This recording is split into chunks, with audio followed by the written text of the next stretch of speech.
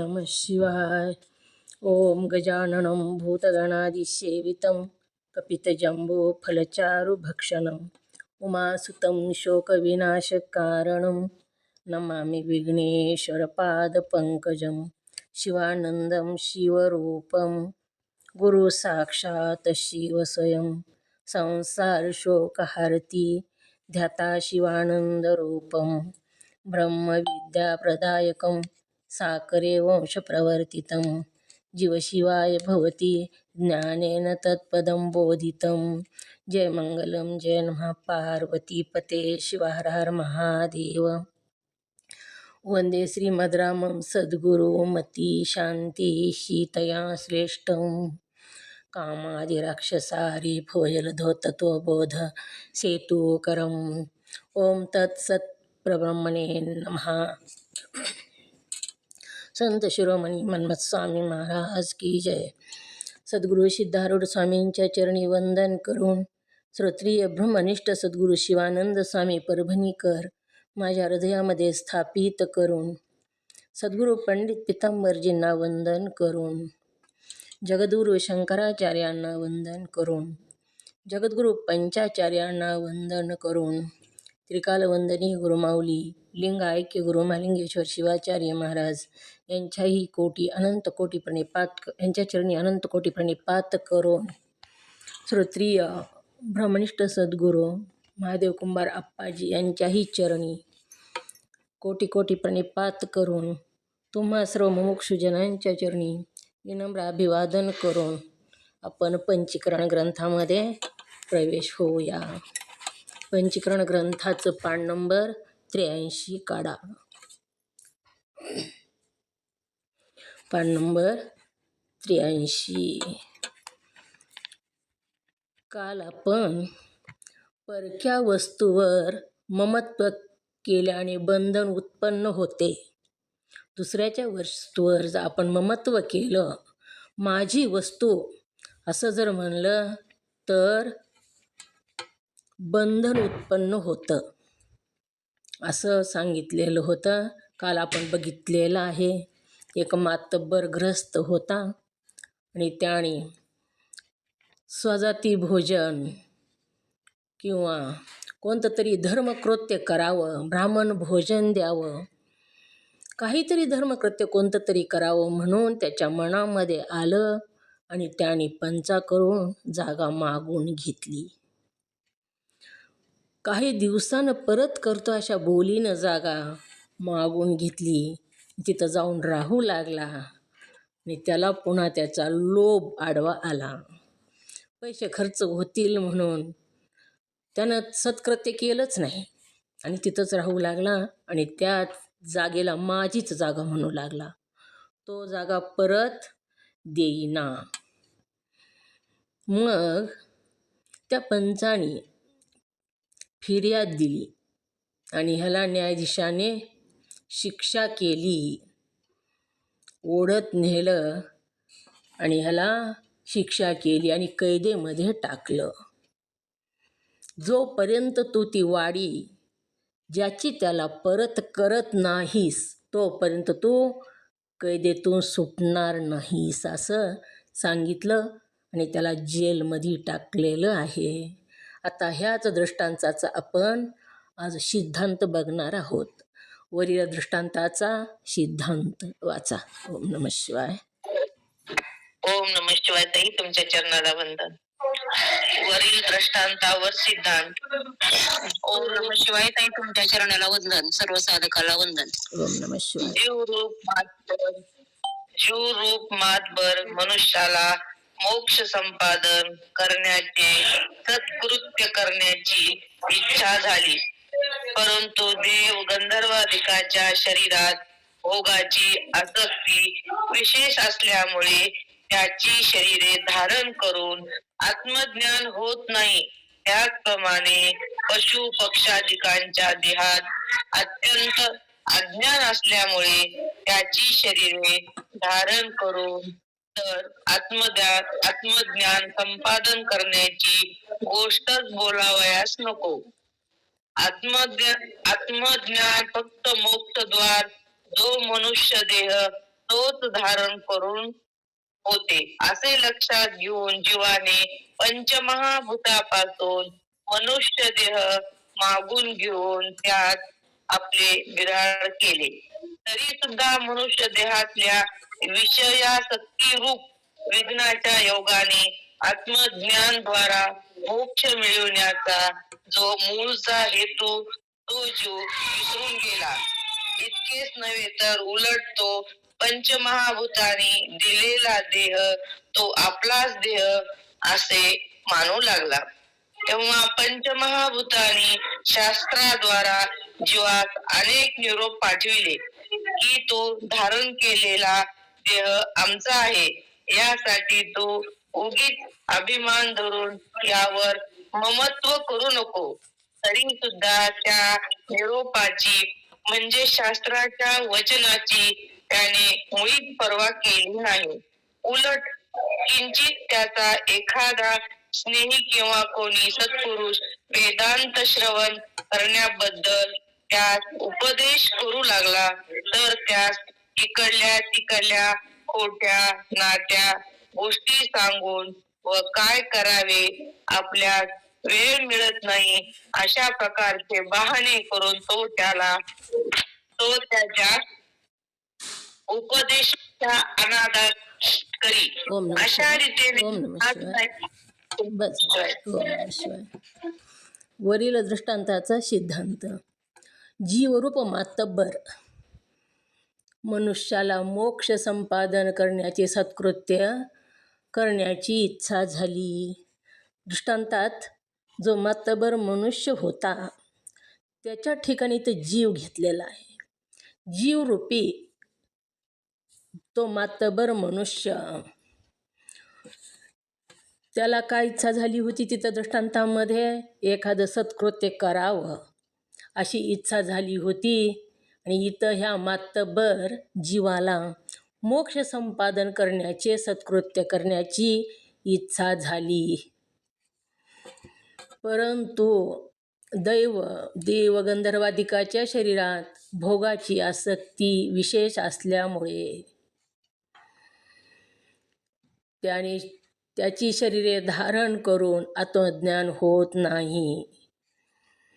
देव गंधर्व ही जी योनी आहेत ह्या योनीमध्ये भोगाची आसक्ती जास्त असते आणि तिथं काही मोक्ष संपादन करता येत नाही.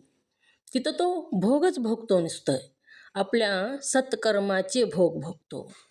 पुण्यकर्म इथं केलेले भरपूर पुण्य केलं इथं. दान धर्म यज्ञ होम पंक्ती घातल्या सप्ताह केले अशा प्रकारचे जे कर्म केलेले आहेत तर त्या कर्माच्या योगाने ते देव लोकांमध्ये गेले किंवा गंधर्व लोकांमध्ये गेले. आपण विष्णू लोक वैकुंठ लोक असं म्हणतो कैलास. तर अशा ठिकाणी गेले तरी तिथंसुद्धा त्यांना मोक्ष संपादन करता येत नाही. तिथं नुसते भोग भोगायचे. त्यांना भोगाची जास्तच आसक्ती असते. सगळे भोग प्राप्त असतात त्यांना तिथं. विशेष असल्यामुळे त्यांचे शरीरे धारण करून आत्मज्ञान होत नाही. असे देवादिकांच्या लोकातले देवादिकाची लोक आहे ना त्या लोकामधले मृत्यू लोकसुद्धा सगळे लोक सारखे नसतात. तसंच देवलोकामध्ये जाणारे जे आहेत त्यांना आणि गंधर्वांना भोगाची आसक्ती जास्त असते आणि त्यामुळे त्यांची शरीरे धारण करून आत्मज्ञान होत नाही. त्याचप्रमाणे पशुपक्षादिकाच्या ध्येयात अत्यंत अज्ञान असल्यामुळे त्यांची शरीरे धारण करून तर आत्मज्ञान संपादन करण्याची गोष्टच बोलायला नको. गंधर्वदिकाच्या देवयोनीमध्ये जाऊन आत्मज्ञान प्राप्त करून घेता येत नाही तर मग पशुपक्ष्याच्या शरीरात तर अत्यंत अज्ञान असतं. त्यांना स्वतःच्या ध्येयाचं सुद्धा ज्ञान नसतं. असतं का पशुपक्ष्यांना कुठं बसावं कुठं झोपावं काय करावं म्हणजे किती अज्ञान असतं त्यांना.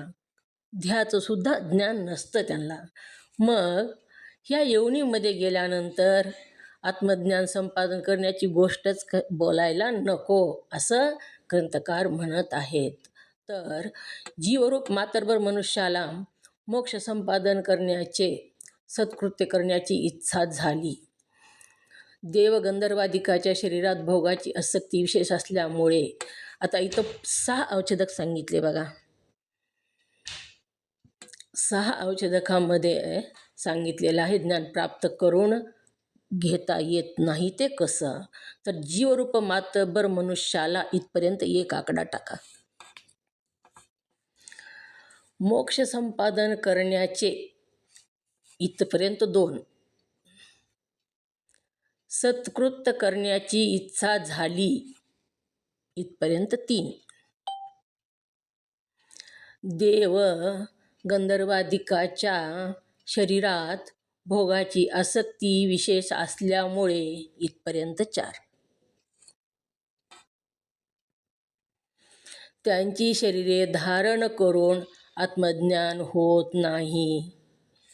नमशिवाय. परत सांगावं औषध. जीवरूप मातबर मनुष्याला इथपर्यंत एक औषधक आहे. जीवरूप मातबर मनुष्याला खून फक्त करून घ्या, एक आकडा टाकून. 2 आकडा मोक्ष संपादन करण्याचे, कुणाला? मातबर मनुष्याला. कायीचा? मोक्ष संपादन करण्याचे. सत्कृत्य करण्याची इच्छा झाली. कोणतं कृत्य करण्याची इच्छा झाली? तर सत्कृत्य करण्याची.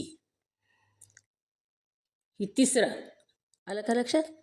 सत्कृत्य करण्याची इच्छा झाली इथपर्यंत 3 आकडा. देव गंधर्वदिकाच्या शरीरात भोगाची आसक्ती विशेष असल्यामुळे इथपर्यंत 4 आकडा. त्यांची शरीरे धारण करून आत्मज्ञान होत नाही इथपर्यंत 5 आकडा. पशुपक्षादिकाच्या देहात अत्यंत अज्ञान असल्यामुळे त्यांची शरीरे धारण करून तर आत्मज्ञान संपादन करण्याची गोष्टच बोलावयाला नको. अशा 6 प्रकारानं आपल्याला आत्मज्ञान कसं करून घेता येत नाही हे सांगितलेलं आहे. कसं करून घेता येत नाही ज्ञान? मातबर मनुष्याला कोणती इच्छा झाली? मोक्ष संपादन करण्याची. कोणाला झाली? तर मातबर मनुष्याला. कोणती इच्छा झाली? तर मोक्ष संपादन करण्याची इच्छा झाली. बोलायचे का? ओम नमः शिवाय. पान नंबर 83 आहे. 83 का? मोक्ष संपादन करण्याचे सत्कृत्य करण्याची इच्छा झाली, परंतु देव गंधर्वदिकाच्या शरीरात भोगाची आसक्ती विशेष असल्यामुळे. कशामुळे? तर भोगाची आसक्ती विशेष म्हणजे जास्त असल्यामुळे. ना त्याच्यानंतर पुढचं औषधक, त्यांची शरीरे धारण करून आत्मज्ञान होत नाही. का आत्मज्ञान होत नाही? तर भोगाची इच्छा जास्त असते, आसक्ती भोगाची जास्त असते. कुणाच्या शरीरात असते आसक्ती सांगितलं? कुणाच्या शरीरात भोगाची आसक्ती जास्त असते? ओम नमः शिवाय. कळालं? ओम नमः शिवाय. हां. भोगाची आसक्ती विशेष असते. म्हणून काय होत नाही? म्हणून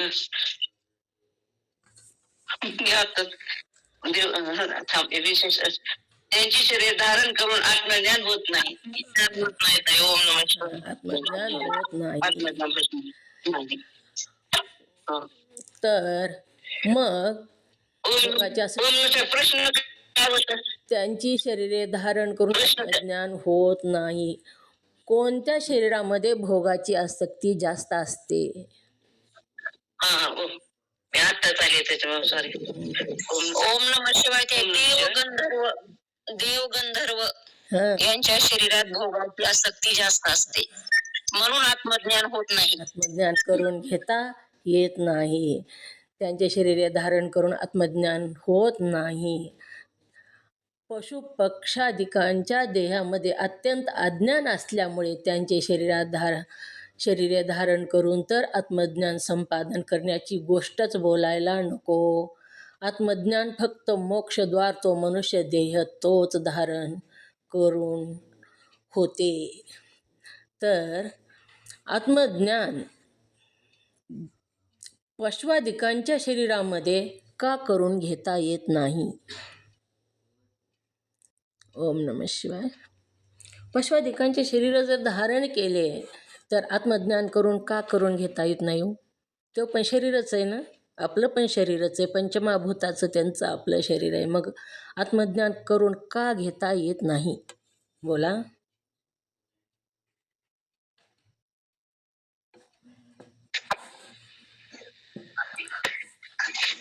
ओम नमः शिवाय. हं? अत्यंत अज्ञान असल्यामुळे करून घे. अज्ञानामुळे अत्यंत अज्ञान असतं त्यांच्यामध्ये साधा अज्ञान नाही तर अत्यंत अज्ञान. काहीच म्हणजे त्यांच्या स्वतःच्या ध्येयाचं सुद्धा त्यांना ज्ञान नसतं. तर आत्मज्ञानासारखं एवढं श्रेष्ठ पवित्र कार्य त्यांना त्या देहामध्ये करता येत नाही. तर मग कोणत्या देहामध्ये आत्मज्ञान करून घेता येतं? ओम नमः शिवाय. मनुष्य देहामध्ये आत्मज्ञान करून घेता येते. कोणत्या देहामध्ये करून घेता येत नाही? आत्मज्ञान कोणत्या देहामध्ये करून घेता येत नाही? ओम नमः शिवाय. देवगंधर्व आणि पशुपक्ष्याच्या जन्मामध्ये आत्मज्ञान करून घेता येत नाही. बरोबर. देवादिकांच्या, गंधर्वांच्या, पशु पक्ष्यांच्या शरीरामध्ये आत्मज्ञान करून घेता येत नाही. तर मग मनुष्याच्या शरीरामध्येच आत्मज्ञान करून घेता येतं. हीच मोक्षाचं द्वार सांगितलेलं आहे. आणि इथं जर आत्मज्ञान करून नाही घेतलं तर पुन्हा 1 पोट 4 पाय आपल्याला पुढे आहेतच. इथं जर आत्मज्ञान करून घेतलं तरच आपल्याला इथून सुटका आहे. मग इथं भरपूर पुण्य केलं, यज्ञ केले, होम केले, रोज नियम केला, सगळं केलं तरीसुद्धा मोक्ष नाही. देवगंधर्वादिकाचे शरीर प्राप्त होतील आपल्याला. आणि तिथंसुद्धा जोपर्यंत आपल्याकडं पुण्य आहे तोपर्यंतच तिथं राहता येतं. पैसा आहे तोपर्यंतच लॉजमध्ये, हॉटेलमध्ये राहता येतं. आणि पैसा संपला की रोजचं बिल दिलं तर आपण कितीही दिवस राहा, पण ज्यावेळेस आपल्यापासलं पैसा नसेल बिल द्यायला त्यावेळेस ते हॉटेलवाला बाहेर हाकलून देतो.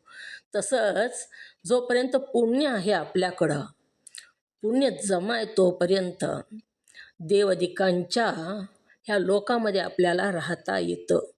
आणि पुण्य संपलं की तिथून लाथ देऊन हाकलून देतात, चल जा आता संपलं तुझं म्हणून.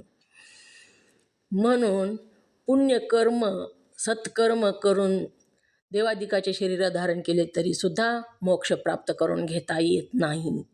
पशवादिकाच्या शरीरातही मोक्ष प्राप्त करून घेता येत नाही. तर मनुष्य शरीरातच मोक्ष प्राप्त करून घेता येतो. हाच महालाभ आहे. पाप पुण्य समस्थिती तेव्हा मनुष्य जन्मा घालिती. जेव्हा पाप करत करत पुण्य करत करत प्रवास सुरू असतो तेव्हा सारखं झाल्याबरोबर सहजासहजी एखाद्या वेळेस अचानक हा मनुष्य जन्म प्राप्त होतो. आणि तयाचे आयुष्य जाया आयुष्य तसे पुन्हा त्याची अशी शिरावरी. हे आयुष्य जर असं तसं गेलं तर पुन्हा तो 84 लक्ष योनीचा कोट. आणि तिथून कसलीच सुटका नाही. दुःख दुःख आणि दुःखच आहे नुसतं. आणि देवादिकांच्या शरीरात सुख असलं तरी तिथं जास्त दिवस राहता येत नाही. जेवढं पुण्य असेल तेवढे दिवसच राहता येतं. म्हणून काय करायचं? मनुष्य जन्म आता प्राप्त झाला आहे, आतापर्यंत आपल्याला कळालं नाही काही, का तर आपलं पुण्य नव्हतं. निष्काम पुण्य नव्हतं, निष्काम साधना नव्हती. त्याच्यामुळं आपण इथपर्यंत येऊ शकलो नाही. पण आता तर आलोत ना इथपर्यंत. आता मात्र धूम ठोकायची बाहेर. आता थांबायचं नाही. आता जर थांबलात तर पुन्हा 84 लक्ष जेवणीचा कोट, गाढव, कुत्रा, डुक्कर, काय एक किती पक्षी प्राणी कसे आहेत बघा तुम्ही, विंडकोळी.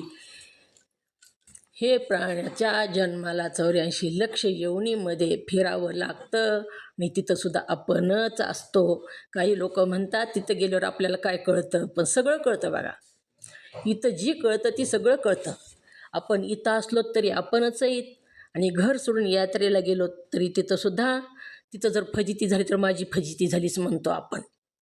तिथं जर चांगलं दर्शन झालं, चांगली राहण्याची व्यवस्था झाली, जेवणा खाण्याची व्यवस्था झाली तर म्हणतो तिथं माझी खूप व्यवस्था झाली. हा मी आणि माझा आहे ना, तोच जीव आहे आणि तोच निघून जातोय. ही शरीर तर त्याच्या सत्तेनं चाललेलं आहे. ही जड आहे, माठासारखं निर्जीव आहे ही, आणि आपणच जातो. आणि ह्या पशुआदिकाच्या शरीरात सुद्धा जेव्हा आपण जातो तेव्हा आपलीच फजिती असते. कृष्णानं एकदा एक हॉटेलवाला होता आणि त्या हॉटेलमधलं उरलेलं अन्न बाहेर टाकून दिलं. खूप अन्न उरलेलं होतं, तो बाहेर तसंच फेकून दिलेलं होतं आणि तिथं एक कुत्रा येऊन ते अन्न खाऊ लागला. आणि त्या हॉटेलचा जो मालक होता तो कुत्र्याला अन्नच खाऊ दिना, काठीनं मारू लागला. तिथून कृष्ण अर्जुन चाललेले होते. पुन्हा त्या कुत्र्याला हाणायचं, पुन्हा त्या कुत्र्यानं यायचं आणि पुन्हा ते अन्न खायचं. पुन्हा त्या हॉटेलच्या मालकानं त्या कुत्र्याला मारायचं. त्या दिवशी अर्जुनानं हे बघितलं आणि तसाच पुढे गेला. पण त्याच रस्त्याने दुसऱ्या दिवशीसुद्धा कृष्ण आणि अर्जुन जाऊ लागले. दुसऱ्याही दिवशी तो जो व्यक्ती हॉटेलचा मालक होता तो त्या कुत्र्याला काठीनं मारू लागला. उरलेलं शिळं अन्न फेकून दिलेलं होतं, काय चांगलं नव्हतं ती. फेकून दिलेलं अन्नसुद्धा तो खाऊ देत नव्हता. तेव्हा अर्जुनानं कृष्ण परमात्म्याला विचारलं, कृष्णा, अरे हे अन्न तर शिळे फेकून दिलेलं आहे आणि तरीसुद्धा हा व्यक्ती कुत्र्याला अन्न का खाऊ देत नाही? तेव्हा कृष्ण हसले आणि कृष्णाने सांगितलं, अर्जुना, हा जो कुत्रा आहे ना ह्याचा बाप आहे म्हणले, आणि हा पूर्वजन्मी हीच हॉटेल त्यानं केलेलं आहे. आणि या हॉटेलमध्ये तो कुण्याच पशु पक्ष प्राण्याला काठीनं मारायचा, इतका कृपण होता हा. कुणाला 1 रुपया दान केला नाही, कुणाला अन्नदान केलं नाही. अन्नदान इथं जर केलं तर पशुआदिकांच्या शरीरात सुद्धा आपल्याला अन्न मिळतं. काय काय कुत्र्याला पाळलेलं असतं बघा, बिस्किटं खायला देतात. काहीतरी आदल्या जन्मीचं त्याचं सत्कृत्य असतं. त्या कुत्र्याला त्याचाच मुलगा आहे म्हणला कृष्ण परमात्मा आणि हा काठीनं मारतो, त्याच्याच कर्माचं फळ तो भोगत आहे. आता मनुष्य जन्म होता तेव्हा त्यानं काहीच चांगलं कर्मसुद्धा केलं नाही, म्हणून कुत्र्याच्या जन्मात त्याला शिळं अन्नसुद्धा त्याचंच पोरगं खाऊ देत नाही, त्यानंच कमवून ठेवलेलं आहे ती. पण कुत्रा आपला बापही त्याला माहीत नाही. त्याच्यामुळं हा मनुष्य जन्म प्राप्त झालाय तर सार्थक करून घ्यावं. बऱ्याच लोकांनी प्रश्न असतात, तो मला विचारतात सुद्धा प्रश्न, मेल्यावर काय कळतं म्हणून. अहो मेलं सगळेच मरतात. मग मला तर काही जणांनी असा प्रश्न विचारलेला आहे आधी, अहो एवढं देवदेव कशामुळे करता, तुम्ही काय तसंच अमर होणार आहेत का म्हणले. आणि देवदेव न करणारे माणसं मरतेत आणि देवदेव करणारे काय अमर राहतेत का? तर अमरच राहते तो. ज्यावेळेस जीव बाद झाला, जेव्हा आत्म्याचं ज्ञान झालं तेव्हा सूक्ष्मदेह बाद होतो आणि आपण अमरच होतो. तुकाराम महाराजांनी एका ठिकाणी सांगितलं, मरून माझे मरुणी गेले, मजला केले अमर. मरणाची भीती मला राहिलीच नाही, मरण माझं मरूनही गेलं आणि मला त्या ईश्वरानं अमर केलं. आत्मज्ञान प्राप्त झालं की बाजूला सरकतो आपल्याला कोण न्यायला येणार आहे पुन्हा तिथं. आत्मज्ञान प्राप्त झालं की बाद होतो हा सूक्ष्म देह. ओम नमः शिवाय. बोला, बोलायचं आहे का काय? महादेवी ताई, मनुष्य तोच धारण करून मग मोक्षाचं द्वार हा मनुष्य ध्येय आहे, तर इथंच आपल्याला आता सार्थक करून घ्यायचं आहे. आणि आपण जर आता ह्या ज्ञानाकडे आलेलो आहोत आणि अखंड जर ह्या ज्ञानामध्ये आपण राहिलो तर आपल्याला पुढे नक्की मोका मिळणार आहे. इथं जरी आपल्याला मोक्षप्राप्तीपर्यंत जाता नाही आलं तरीसुद्धा पुढे आपल्याला मोका मिळणार आहे. पण अर्धवट सोडून दिलं, ही ज्ञान मरेपर्यंत जर ऐकलं तरच. अर्धवट सोडून दिलं तर त्याचा कडे लोट होतो. शिखरापर्यंत दगड न्यायला बघा लावायला, बांधकाम सुरू होतं मंदिराचं, आणि तिथून जर खाली पडला तर ते दरीत जाऊन पडतो. त्या दगडाला पुन्हा दरीतून जमीन लेवलला आणून शिखरापर्यंत कोणीही नेत नाही. म्हणून आता आपला प्रवास शिखराकडे, आणि आता मात्र सोडायचा नाही. सारखं ह्याच्यामध्ये राहायचं, सजातीय प्रवाहामध्ये. नुसतं पाठ करायचं नाही तर थोडा थोडा अंगीकार करायचा. नुसतं पाठ करणं म्हणजे कसं, लहान लेकरू असतं बघा, आणि लहान लेकरू बाबा बाबा बाबा म्हणतं. बाबाचा त्याला काहीच अर्थ माहीत नसतो. दादा म्हणतं, बाबा म्हणतं, मामा म्हणतं. कोण दादा कोण मामा काहीच त्याला कळत नाही. तसं नुसतं पाठांतर करून नाही तर गर्भातला अर्थ समजून घेऊन आपल्याला तिथपर्यंत जायचंय. आणि मागं फिरून बघायचं नाही. मागं फिरून बघायचं नाही म्हणजे या प्रपंचाकडं जास्त लक्ष द्यायचं नाही.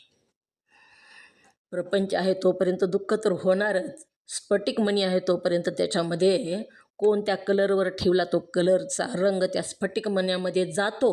तसंच अंतःकरणामध्ये सुख दुःख तर जातच, परंतु त्याला विचार करायचा आहे. म्हणूनच विचार करा म्हणून सांगितलं, विवेक करायचा त्यावेळेस, आणि लक्षात घ्यायचं आहे. अंतःकरणाचा धर्मच आहे सुख दुःख, तिथं होणारच ते.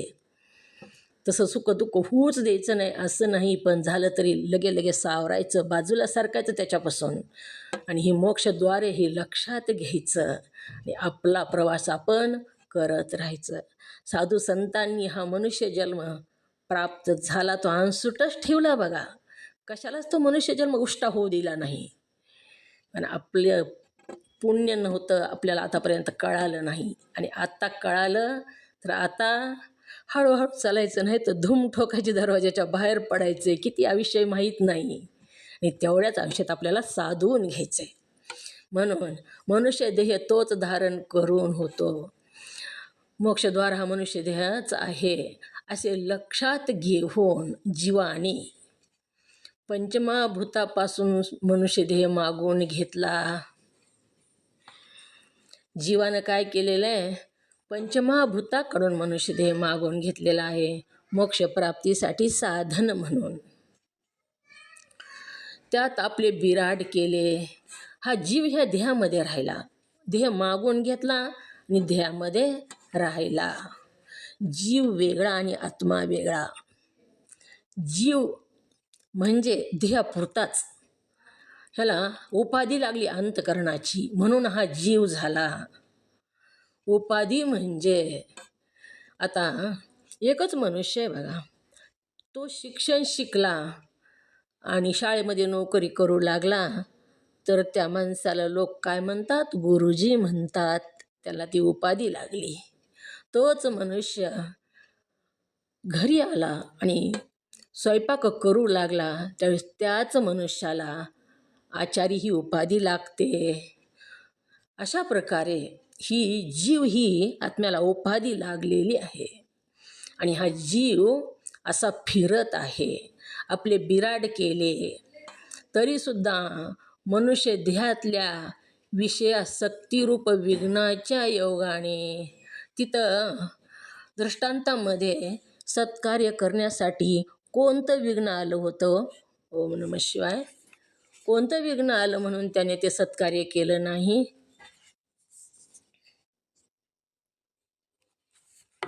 बोला, पटपट बोला.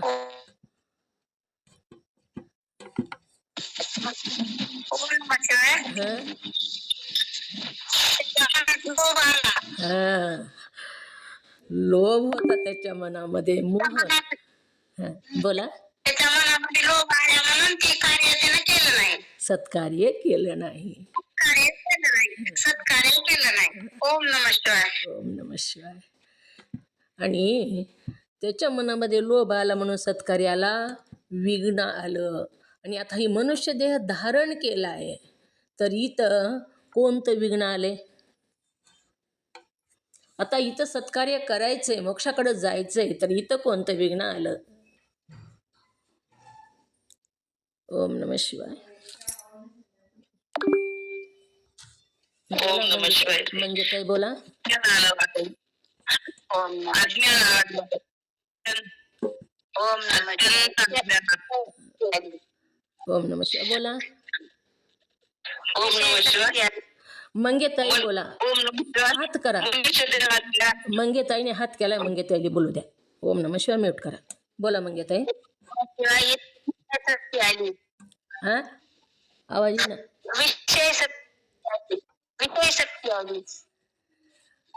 विषय शक्ती म्हणजे काय? पंचविषय. विषय शक्ती म्हणजे पंचविषय.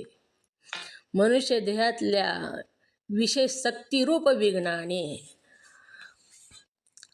विघ्नाच्या योगाने आत्मज्ञानद्वार मोक्ष मिळवण्याचा तो मूळचा हेतू तो जीव विसरून गेला. विषय शक्ती म्हणजे जी 5 विषय आहेत. कोणते कोणते विषय आहेत हो 5? ओम नमः शिवाय. 5 विषय कोणते?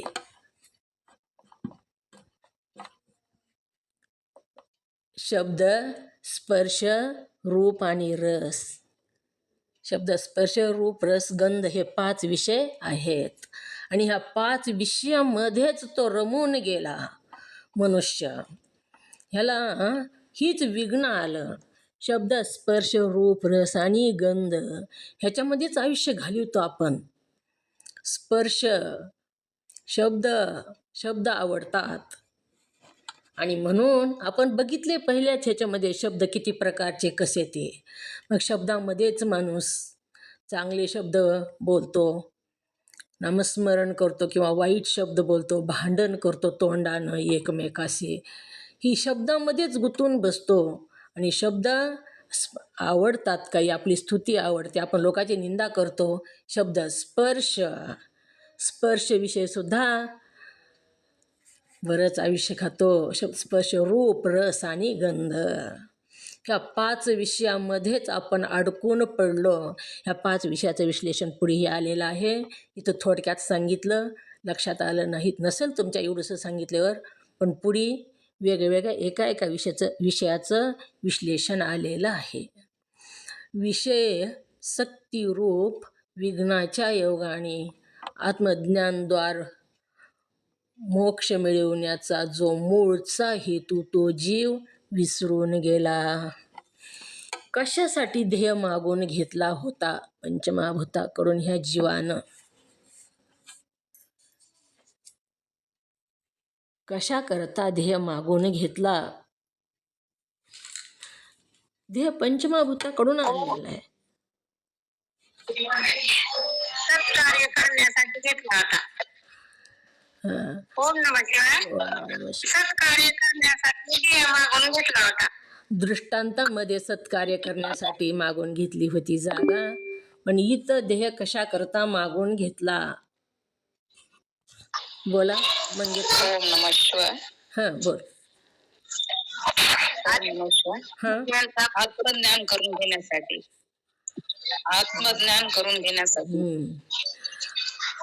मनुष्य देहातल्या विशेष सत्य विज्ञानाचे आत्मज्ञानद्वार मोक्ष मिळवण्याचा जो मूळचा हेतू काय होता? हेतू आत्मज्ञान प्राप्त करून घ्यायचंय त्याला, आणि ह्या 84 लक्ष योनीच्या बाहेर सुटायचंय.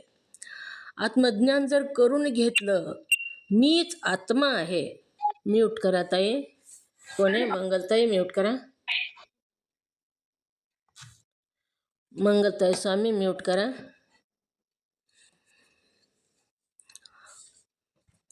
तर मोक्ष प्राप्त करून घेण्यासाठी पंचमहाभूताकडून हा ध्येय मागून घेतला. आणि मोक्ष म्हणजेच आत्मज्ञान. आत्मज्ञान झालं की मोक्ष होतो. म्हणजे हा सूक्ष्मदेह बाद होतो. बाद होतो म्हणजे नष्ट होत नाही सूक्ष्मदेह, पण बाद होतो. आता बाद कसं, तर आता पहिल्या नोटा होत्या बघा, आता त्या नोटा बाद झाल्या, नष्ट नाही झाल्या, अजून आहेत नोटा त्या, पण बाद झाल्या.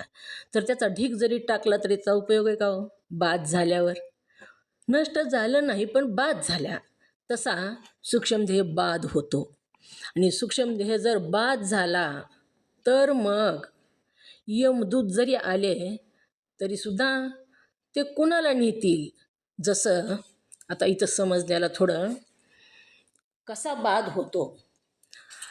एका माणसानं चोरी केली आणि पोलीस त्याला धरायला आले.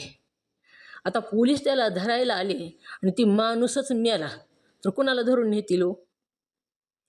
ती माणूसच मेला, जळून गेला तो माणूस, तर कोणाला धरून नेतील? ज्यानं गुन्हा केलेला आहे, ज्याला धरायला आले तर पोलीस, तर तोच माणूस जर नसेल तिथं, तोच माणूस बाद झाला किंवा मेला, तर पोलीस कोणालाही धरून नेऊ शकत नाही. ते रिकाम्या हातानंच, मोकळेच हातानं जातात परत जिथून आले तिथं. तसंच यमदूत येतात, पण जेव्हा हा सूक्ष्मदेह बाद होतो म्हणजे जळून जातो ज्ञानाग्नीनं तो जळून जातो, बाद होतो, तेव्हा यमदूत कोणाला नेतील? मोकळेच जातात. पाप पुण्याचा हिशोब घेऊन आलेले असतात. पण तो सूक्ष्म देह जर बाद झाला तर कशानं बाद होतो, तर आत्मज्ञानरूपी अग्नीनं तो जळून जातो, बाद होतो. जेव्हा तो बाद होतो तेव्हा आपण मोकळे होतो, पोलिसाच्या ताब्यात जातच नाही, यमाच्या ताब्यात आपण जातच नाही. म्हणून मोक्ष मिळवण्याचा तो मूळचा हेतू जो तो जीव विसरून गेला. मूळचा हेतू त्याचा काय होता? मोक्ष संपादन करण्यासाठी त्याने मनुष्य देह पंचमहाभूताकडून मागून आणलेला होता आणि तो हेतू तसाच राहिला, विसरून गेला तो मूळचा हेतू.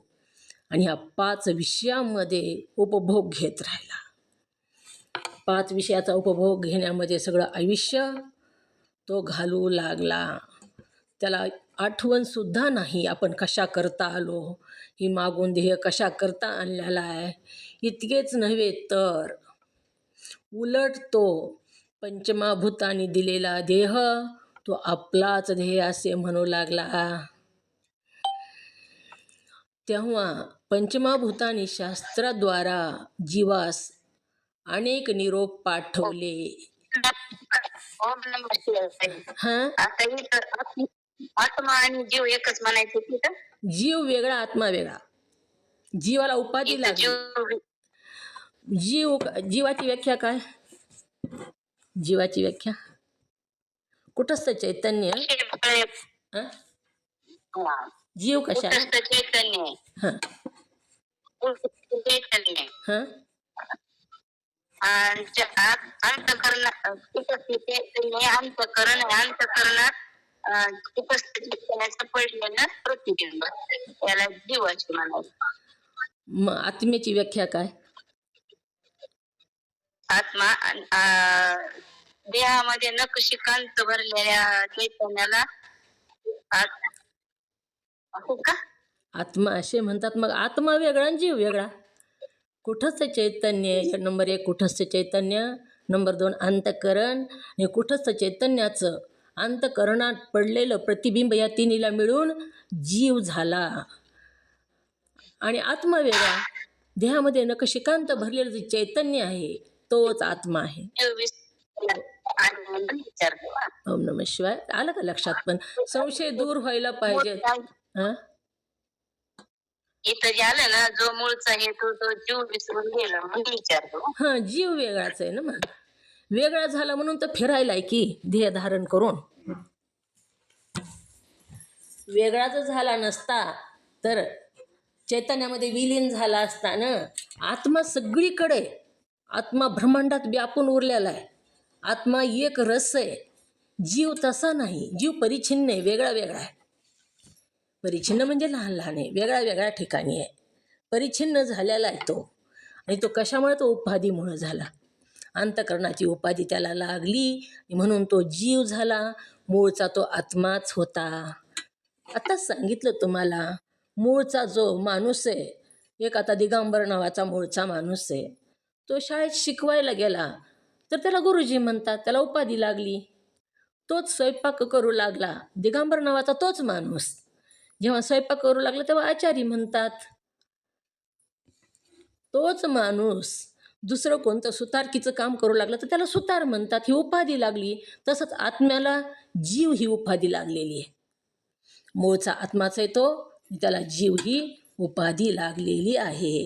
म्हणून जीव वेगळा आणि आत्मा वेगळा. जीव म्हणजेच आत्मा, पण उपाधीमुळं तो वेगळा झाला, बाजूला झाला, परिच्छिन्न झाला आणि तो असा देह धारण करून फिरू लागला. जीवपणा घालविला की आपण मुक्तच झालो.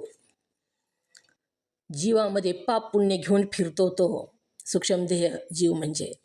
हा हेतू तो जीव विसरून गेला. कळालं का मंगे ताई? का अजून म्हणजे काय प्रश्न असतील तर विचारा अजून. आलं का लक्षात? हो कळलं. हं? हो आलं. तो जीव आलं लक्षात. विसरून गेला. मोक्ष कशाला म्हणावं?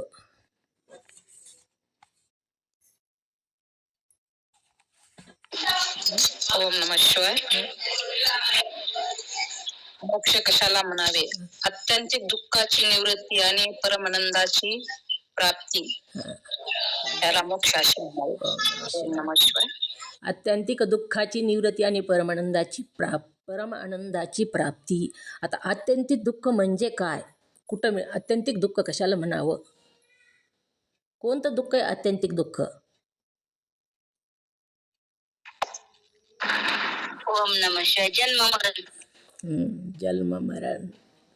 जन्म मरण 84 लक्ष येऊनी हीच आत्यंतिक दुःख आहे. हात मोडला, पाय मोडला किंवा एखादा अवयव गेला तर ते आत्यंतिक दुःख नाही, तर ते दुःख आहे पण आत्यंतिक दुःख नाही. आत्यंतिक दुःख म्हणजे जन्म आणि मरण. म्हणून आत्यंतिक दुःखाची निवृत्ती आणि परमानंदाची प्राप्ती. परमानंद कशाला म्हणावं? ओम नमः शिवाय. परमप्रेमास्पद आनंदाचा गाभा. परमप्रेमास्पद म्हणजेच परमानंद. मग त्याला कोणतं विघ्न आलं तर विषय सक्ती. 5 विषय जे आहेत ह्याच्यामध्ये तो रमून गेला. शब्द, स्पर्श, रूपा, रस आणि गंध. आणि ही विघ्न आलं त्याला. सगळं आयुष्य त्यानं त्याच्यातच घालवू लागला. आणि आत्मज्ञानद्वार मोक्ष मिळविण्याचा जो मूळचा हेतू तो जीव विसरून गेला. मूळचा हेतू त्याचा जन्म घेण्याचा हेतूच आपल्या स्वरूपाची प्राप्ती आहे प्रत्येक मनुष्याचा. परंतु तो सगळंच विसरून गेला. जसं दृष्टांतामध्ये धर्मकार्य करायचं विसरून जाऊन तिथं बिराड केलं आणि तिथंच प्रपंच करू लागला आणि राहू लागला ती लागला. पुन्हा तो जी महाजनवाडी आहे ती माझीच म्हणू लागला. तसंच ह्या जीवानं सुद्धा केलेलं आहे. जीव विसरून गेला. इतकेच नव्हे तर उलट तो पंचमहाभूतांनी दिलेला देह तो आपलाच. काय म्हणू लागलाय तो? पंचमहाभूतांनी दिलेला देह तो माझाच आहे म्हणू लागला. देह असे म्हणू लागला. तेव्हा पंचमहाभूतांनी शास्त्राद्वारा जीवास अनेक निरोप पाठवले. मग पंचमहाभूत तिथं जसं दृष्टांतामध्ये त्या पंचानी त्या ज्यांनी महाजनवाडी घेतलेली होती सत्कार्य करण्यासाठी, त्याला एका व्यक्तीद्वारे निरोप पाठवला होता की महाजनवाडी तू परत कर म्हणून. तसंच इथं सुद्धा पंचमहाभूतांनी शास्त्राद्वारे जीवास निरोप पाठवलेला आहे. शास्त्राद्वारे जीवास अनेक निरोप पाठवले. अनेकदा निरोप पाठवलेत बघा. अनेक निरोप येतात. केस पांढरे होतात, आजार होतो, अनेक निरोप येतात पाठवले की तू धारण केलेला देह आमचा आहे. त्याला दुःख होतं अनेक प्रकारचं आणि तू धारण केलेला देह आमचा आहे असं पंचमहाभूत त्याच्या लक्षात आणून देतात. यासाठी तू उगीच अभिमान धरून यावर ममत्व करू नको. अरे आमचा देह तू घेतलास आणि माझा माझा माझा म्हणून किती मिरवायलास, असा अभिमान तू करू नकोस. एखादी दुसऱ्याची वस्तू माझी जर म्हणलं तर किती राग येतो आपल्याला. दुसऱ्याची वस्तू घेतली आहे आणि ती वस्तू माझीच, खूप चांगली वस्तू आहे आणि तो माझीच म्हणू लागला, तर ज्याची वस्तू आहे त्याला राग येतो, कारण ह्यानं माझी वस्तू घेतली आणि हा स्वतःचीच म्हणू लागला, मी केलं म्हणू लागला. अहो, स्वतःची आपली आई असू द्या, आपल्या आईच्या अकाउंटमधले 1,00,000 रुपये काढले एका मुलानं आणि त्याच्यातले त्या आईच्या आजारासाठी 50,000 रुपये खर्च केले आणि सगळ्या लोकांना सांगू लागला, मी एकट्यानंच आईच्या आजारासाठी 50,000 रुपये खर्च केले, माझ्या कुण्याच भावाने खर्च केले नाहीत, मी केले. तेव्हा आईला किती क्रोध येतो, अरे माझेच तू 1,00,000 रुपये काढून घेतलेस, 50,000 तुझ्याकडं ठेवलेस, 50,000च खर्च केलेस आणि मी केलं म्हणून डांगोरा पिटू लागलेलास. तसंच झालेलं आहे. पंचमहाभूतांनी दिलेला ध्येय, उगीच अभिमान धरून याच्यावर ममत्व करू नकोस. पंचमहाभूत म्हणताच तो आमचा ध्येय आहे आणि ह्याच्यावर तू अभिमान धरू नको आणि ममत्व करू नको, म्हणे माझं माझं म्हणू नको, ममत्व करू नको. तरीसुद्धा त्या निरोपाची म्हणजेच शास्त्राच्या वचनाची त्याने मुळीच पर्वा केली नाही. त्या निरोपाची, निरोप जी पाठवलेला आहे पंचमहाभूतांनी, त्याची ह्यांनी ह्या जीवानं पर्वा केली नाही. कशाच्या द्वारे निरोप पाठवला होता हो? पंचमहाभूतांनी कशाद्वारे निरोप पाठवला? कुणाच्या द्वारे पाठवला निरोप?